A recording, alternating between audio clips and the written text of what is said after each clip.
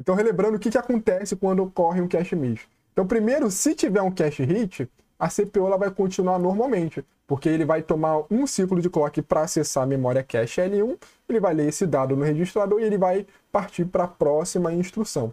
Agora, se tiver um cache miss, isso vai parar o pipeline da CPU, ou seja, ele vai parar na etapa que ele está executando a instrução. Ele vai parar e ele vai esperar o dado ser copiado para a memória cache. E aí, o que ele vai fazer? Se tiver o cache miss, ele vai verificar nas hierarquias abaixo, até ele encontrar o dado. E aí vai ocorrer essa cópia do dado para a memória cache L1, aí depois que essa inconsistência for resolvida, aí a instrução ela vai executar novamente. Então, se foi um cache miss lá nas caches de instruções, vai reexecutar a busca da instrução.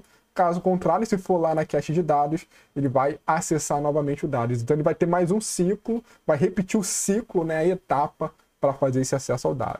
Então, normalmente, o que acontece quando ocorre o cache miss? O sistema operacional ele vai colocar um outro processo para executar, enquanto está fazendo essa cópia para dentro da memória cache. É isso que acontece nos sistemas mais modernos.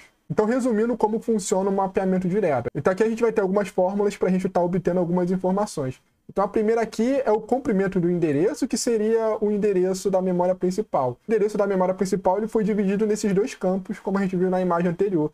Ele foi dividido no campo S e no campo W. Então, vamos voltar aqui só para a gente visualizar isso novamente. Então, reparem que aqui é o endereço da memória principal, como no nosso exemplo, aquele endereço de 32 bits, e aí ele vai ser dividido em dois campos. Esses campos que tem o tag e a linha, ele é o que representa o S, tá? Ele vai ser a quantidade de S bits.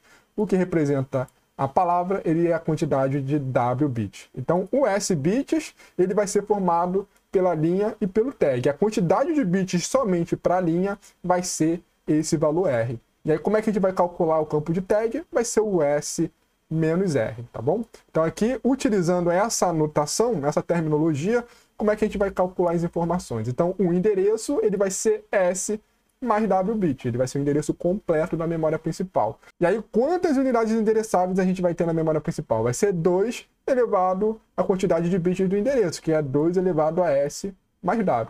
Então, se a gente tiver uma memória com 32 bits, quantos de espaço a gente vai conseguir alocar? Vai ser 2 elevado a 32. 2 elevado a 32, a gente vai chegar aí a 4 gigabits. Então, a gente consegue endereçar com uma memória de 32 bits até aí aproximadamente 4 GB ou 4 GB para facilitar o entendimento. E aí agora se a gente for olhar em cada bloco, né, a gente sabe que a quantidade de bits para endereçar o bloco é esse campo de W, né, o campo de Word. Então qual que é o tamanho do bloco? Quantos bytes vai ter um bloco? A gente vai determinar isso com 2 elevado a W, que aí ele vai dar a quantidade de bytes ou quantidade de words por bloco. E aí se a gente quer saber agora quantos blocos a gente vai ter na memória principal, então a gente vai utilizar a fórmula que a gente viu no exemplo anterior, né? Quando a gente tinha um endereço 1200, a gente dividiu lá por 16 bytes, que era o tamanho do bloco, e a gente teve o valor 75. Então é essa fórmula que a gente vai estar utilizando para saber quantos blocos tem na memória principal.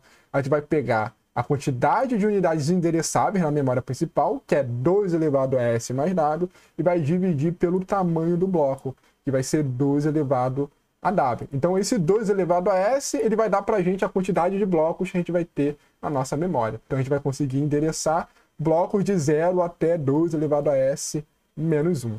E aí agora, continuando aqui, ó, como que a gente vai obter a quantidade de linhas de cache? A gente vai obter observando aquele campo de índice, né, o campo linha, que a gente viu na imagem anterior, que ele representa R bits. Então, para saber a quantidade de linhas, a gente pega 2 elevado a R, que vai ser a quantidade de valores enumerados com R bits. E aí, para a gente obter agora o campo tag, basta a gente fazer aquela subtração que a gente viu na imagem, que é S menos R. Assim a gente vai calcular o campo tag. Então isso aqui é só um resumo mostrando como é que a gente obteria as informações com mapeamento direto.